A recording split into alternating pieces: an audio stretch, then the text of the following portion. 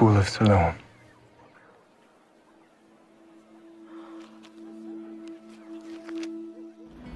Shalom Alaikum. Selain mengaku-ngaku pernah atau baru pulang dari neraka dan surga, ngaku-ngaku baru bicara sama Tuhan, ngaku-ngaku Tuhan berbicara kepadanya, banyak juga hamba Tuhan atau manusia sekarang ini yang mengaku sebagai nabi, rasul, atau utusan Tuhan.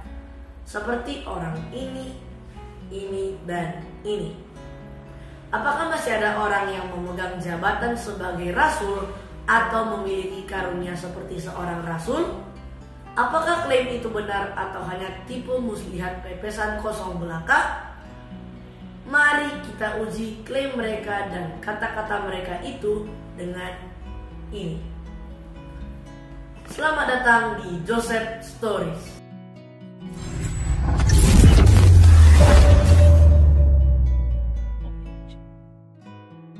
Untuk diketahui kata nabi atau prophet dalam bahasa Inggris, kita temukan sebanyak 227 kali dalam Alkitab King James. Sedangkan kata rasul atau apostel bentuk tunggal bisa kita temukan sebanyak 19 kali, dan kata apostles bentuk jamaknya bisa kita temukan sebanyak 59 kali dalam Alkitab King James.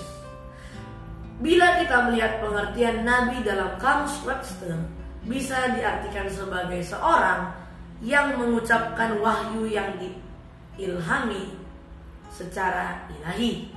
Sedangkan rasul atau apostel bisa diartikan sebagai orang yang diutus dalam misi untuk mengabarkan Injil. Sekarang buka Alkitabmu pada Matius 10 ayat 8. Sembuhkanlah orang-orang sakit, bangkitkanlah orang mati, tahirkanlah orang kusta, usirlah setan-setan.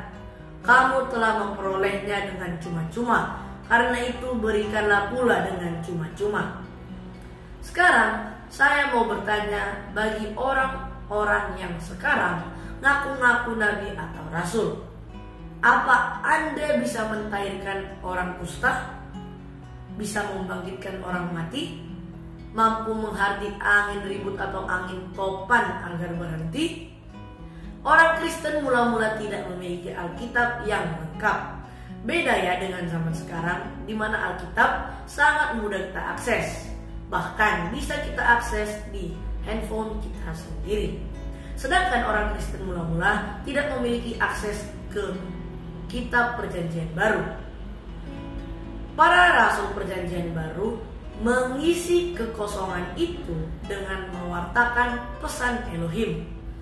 Bila sekarang manusia bisa mengakses firman Tuhan melalui Alkitab yang didownload di HP sendiri, orang Kristen mula-mula hanya bisa mendengar firman Tuhan melalui para rasul.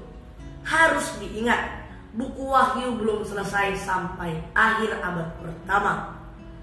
Jadi Tuhan mengutus para nabi untuk memberitakan firman Tuhan kepada umatnya.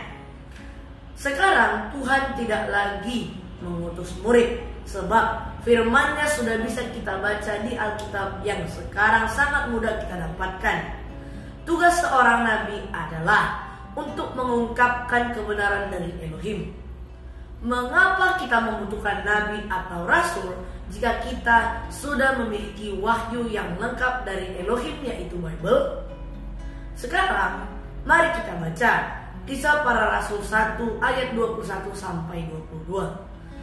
Jadi harus ditambahkan kepada kami seorang dari mereka yang senantiasa datang berkumpul dengan kami selama Tuhan Yesus bersama-sama dengan kami, yaitu mulai dari baptisan Yohanes sampai hari Yesus berangkat ke sorga meninggalkan kami, untuk menjadi saksi dengan kami tentang kebangkitannya.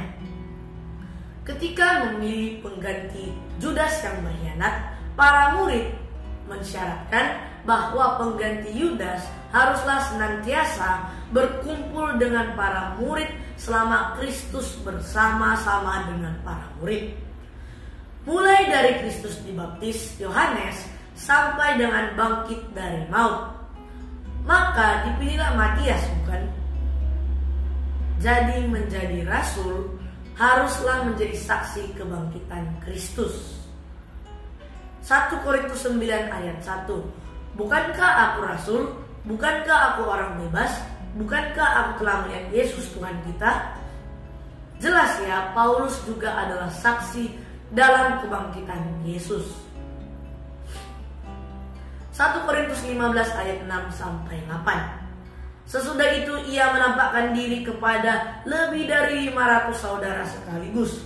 Kebanyakan dari mereka masih hidup sampai sekarang, tetapi beberapa di antaranya telah meninggal.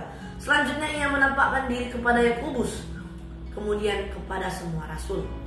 Dan yang paling akhir dari semuanya, ia menampakkan diri juga kepadaku, sama seperti kepada anak yang lahir sebelum waktunya. Semua rasul menjadi saksi kebangkitan Kristus, dan terakhir juga kepada Paulus. Dan jangan lupa, seorang rasul itu haruslah mempunyai karunia mukjizat, menyembuhkan orang buta, membangkitkan orang mati, mengusir roh jahat, menyembuhkan orang kusta, dan lain-lain. Mari kita baca 2 Korintus 12 ayat 12. Segala sesuatu yang membuktikan bahwa aku adalah seorang rasul telah dilakukan di tengah-tengah kamu dengan segala kesabaran oleh tanda-tanda, mukjizat-mukjizat, dan kuasa-kuasa. Jelas ya, Paulus memiliki semua karunia-karunia itu.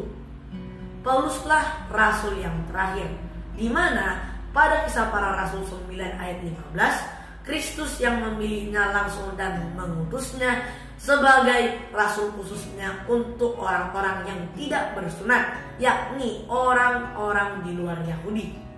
Kalian harus tahu bahwa Kristus juga menampakkan diri kepada Yohanes di Pulau Patmos, tetapi bukan untuk mengutus dalam pelayanan, melainkan pengungkapan akhir zaman. Nabi adalah istilah yang kita kenal dalam buku Perjanjian Lama, sedangkan rasul kita temukan dalam Perjanjian Baru. Dalam Perjanjian Baru kita kenal 12 murid Yesus dan Paulus. Namun ada juga Timotius dan Silas yang menyandang gelar rasul dalam arti terbatas dan tidak memiliki semua kualifikasi kerasulan yang dimiliki oleh 12 murid dan Paulus. Ke-12 muridlah yang disebut rasul, dan ke-12-nya adalah orang Yahudi. Dan jika kita baca Kisah Para Rasul 9 ayat 15, kita melihat bahwa Tuhan memilih Paulus sebagai rasul. Semua rasul dipilih Yesus. Jadi yang mengaku-ngaku sebagai rasul sekarang siapa yang pilih? Keluarganya sendiri atau dirinya sendiri? Pertemuan kita akan saya tutup dengan membaca 1 Korintus 14 ayat 37. Jika seorang menganggap dirinya nabi atau orang yang mendapat karunia rohani, ia harus sadar bahwa apa yang kukatakan kepadamu adalah perintah Tuhan. Catat, semua surat-surat Paulus adalah perintah dari Tuhan. Siapapun dia harus mengakui itu, bahkan seorang nabi pun. Jadi, apabila ada seorang yang mengaku-ngaku sebagai nabi atau rasul, namun berbeda doktrinnya dengan apa yang diajarkan Paulus, dia itu adalah penipu. Bagi yang ngaku-ngaku sebagai nabi atau rasul sekarang ini, saya tantang Anda untuk menyembuhkan orang kusta dan meminum racun ular berbisa. Silakan coba. Selamat menikmati. Saudaraku, apakah masih ada sekarang ini apostel atau nabi? Jawabannya tidak ada. Yang ada adalah penipu. Jangan biarkan dia menipumu, dan bangunlah dari tidurmu. Maju terus dalam Kristus. Haleluya.